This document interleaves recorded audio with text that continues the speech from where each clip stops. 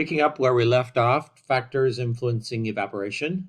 We said that temperature, warmer temperatures make it we see higher evaporation rates. Wind, more evaporation, and the relative humidity. The higher the relative humidity, the lower the evaporation rate.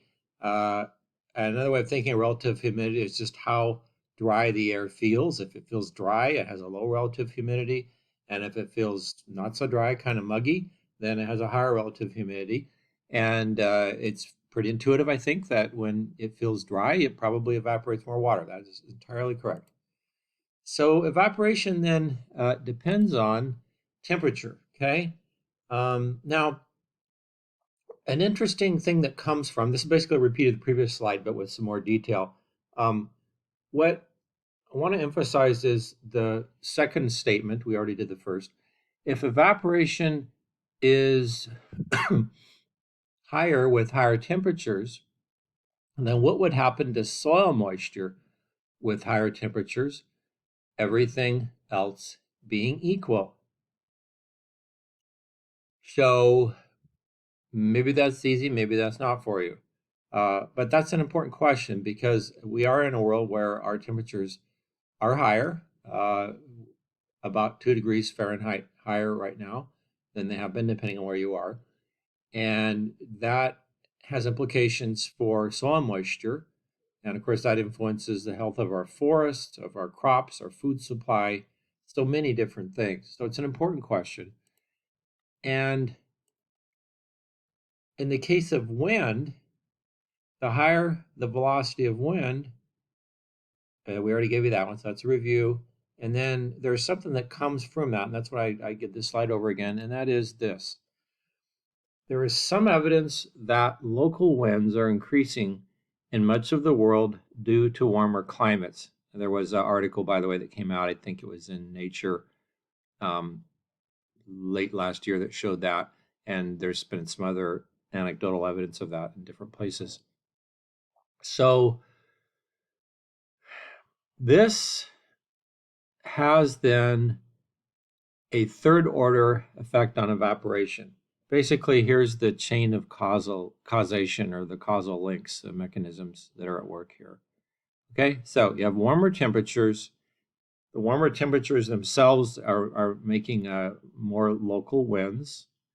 Okay, and local winds on the increase will increase evaporation, and increased evaporation means less soil moisture. So remember, the local winds are those that develop because of local differences in heating and cooling. And so within the continents themselves, we're seeing that happen in a lot of places. So less soil moisture, not only because you just get the evaporation rate straight off, but because moisture itself declines. So you have kind of two things happening. It's more stressful for the plants growing, and it's also more stressful for the roots of the plants to extract water. There's less water again. Relative humidity is saturated air, defined as saturated air that has 100% relative humidity.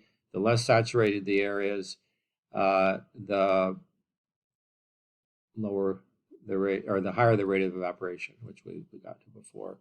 Let me repeat that because I didn't say it very clearly. So relative humidity, if we think about that a little bit, saturated air has 100% relative humidity by definition. That's when you get clouds or fog located right at the surface.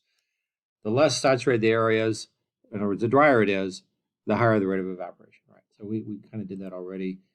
Now, I did put an asterisk that everything else being equal, because this is really a complex thing, and it depends on the setting whether this mechanism that I've already described works. So, for example, let's go down and think about this down here with the asterisk down at the bottom of the slide. Places that tend to be dry during the warmer times of year will end up with drier soil in a warmer world. Such places include our own Pacific Northwest, and also Mediterranean climate regions, of which California and northwest Mexico is, and much of northern Africa, and large parts of South Europe, the southern part of Europe, and also in the Middle East, Mediterranean climate regions, these kinds of places tend to have more drought stress than ever. Okay, because because they had the higher evaporation rates that come from warmer temperatures. Now, there is a flip side to that too, though, and that is that some other places that have rainy seasons when warm. And so I'm talking now about the Great Plains. I'm talking about the southeastern United States. I'm talking about the northeastern United States. I'm talking about eastern Canada. Okay. The degree to which their moisture that causes the rains in the late spring, summer, and into the early fall, if it's coming from a warmed ocean or sea, which in those areas that I mentioned in North America are that way, they may end up, and some of them, depending on some other things too, but there seems to be some trend toward having more rainfall in these areas because of the warmer regional temperatures.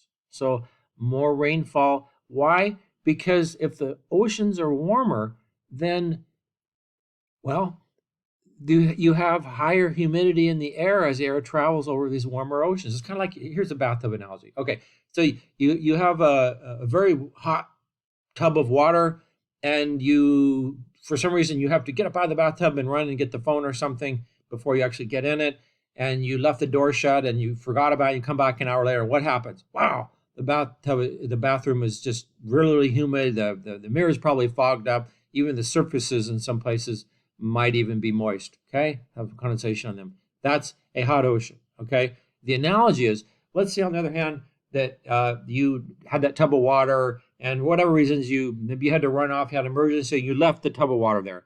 And several days later, of course, it's just room temperature, right? Instead of being, 100-degree water, it's 65-degree water. Okay, so which one of those two is going to make the air more humid?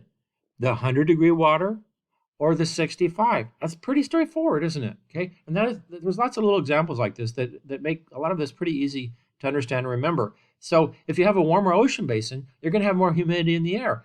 When that air that's more humid goes over land, especially during the heated time of year when there's lots of rising air, you may end up in some settings with more precipitation. So it depends. It depends where you're at. Very, very important difference. So it's overgeneralized to just say, oh, it's warmer, so therefore the soil is going to be drier. Well, yeah, in our region, that's true in the late spring, summer, and early fall. But in some parts of the world, the eastern United States being a case in point, we could end up with more rainfall in that setting. Now, we still also, though, have higher rates of evaporation because of higher temperatures. So even if you have more rainfall, you could still have drier soil if it's counterbalanced by more evaporation. Hope that makes sense, okay? So these are examples of the complexity of a warmer world and some of the stuff that we're seeing happen in various areas. All right, so measures of humidity then. The basic principle is that the warmer an air mass is, the higher its water vapor capacity. Super, super duper important. What that means too, though, is tied with the fact that we have, if you're thinking about a warmer air mass, it can pick up more water vapor from somewhere else. Okay, that's the essential message from that. So when we have warmer air masses, they end up sometimes being more humid if there's a source of humidity for them to pick up. Sorry about stuttering there. Got that figured out finally. The dew point now related to this is the temperature that the air would have to be cooled off to in order to induce condensation. Okay, so there's a temperature and a dew point temperature, all right? Vapor pressure is the share of total air pressure contributed by water vapor molecules. Okay, so maybe you had a chemistry class or physical science class where you ran into this. Let me just review it quickly. If you didn't, that's fine. It's not a huge thing, but just to say that every gas in the atmosphere exerts its own pressure. And these are called the partial pressures of the different gases in the atmosphere. Okay, so water vapor is a gas, and it has its own partial pressure. It contributes to the total atmospheric pressure, which of course is dominated by nitrogen, by oxygen, and other gases. Okay, so higher amounts of humidity mean higher vapor pressure. In other words, the more water vapor there is, the more pressure it exerts, in the same sense that the more nitrogen there is, the more pressure it would exert too. Okay, so higher dew points mean higher vapor pressure, closely tied together. All right, keep that in mind. So relative humidity then, the concept of relative humidity is just it's a ratio expressed as a percent per 100. What it is, if you take the actual water vapor in the air, and that amount is determined by the dew point, okay? So if you take the actual amount of vapor pressure in the air, or the amount of water vapor too, essentially, those are the same concepts. That's what you got, and this is what is possible. So the saturation vapor pressure is the maximum amount of water vapor the air can hold at any given temperature. So the warmer the temperature is, the more water vapor it can hold. In other words, the higher the saturation vapor pressure could be, right? So the degree of which the air is full is the degree to which the actual water vapor pressure is different from the amount required to saturate that particular parcel of air. If that makes any sense, okay? So give an example. Sometimes an example is worth 1,000 words, and I've probably given you 500 already. Let's get to an example. Here we go. If you look at this table, I put some numbers down. I looked these up in a standard meteorologic textbook, and I wrote them down here for us. And at any given air temperature, there is a amount of vapor pressure that would saturate the air. Now, here's the remarkable thing. As you go up in temperature, you can see the relationship. It goes up. And if you got a good eye for numbers, you might also notice that it goes up in a somewhat non-linear way. That the warmer, for a certain kind of change in the air temperature, the saturation vapor pressure rises even more dramatically. But if your eye can't detect that, that's fine. I got a graph for you. Look at that. Okay, that shows this, that it's not linear, that in fact the amount of vapor pressure, saturation vapor pressure, rises with increasing temperature. It's not linear. That would be a linear. It goes up more than that. Okay, so in other words, to saturate air at increasingly higher temperatures, it takes more and more water vapor, an increase that goes up even more rapidly than the temperature of the air itself. All right. So condensation is then when the air reaches 100% relative humidity, right? So as I create this, it's actually raining lightly. So where the clouds are above me a little bit, it's 100% relative humidity in those clouds, and so it's saturated, and we have condensation going on, okay? How do you get air to reach 100% relative humidity? Either you got to add more water vapor, or you got to cool the air off to the point where it can no longer hold the moisture that is actually in it. It's either way, or some combination of the two. Okay.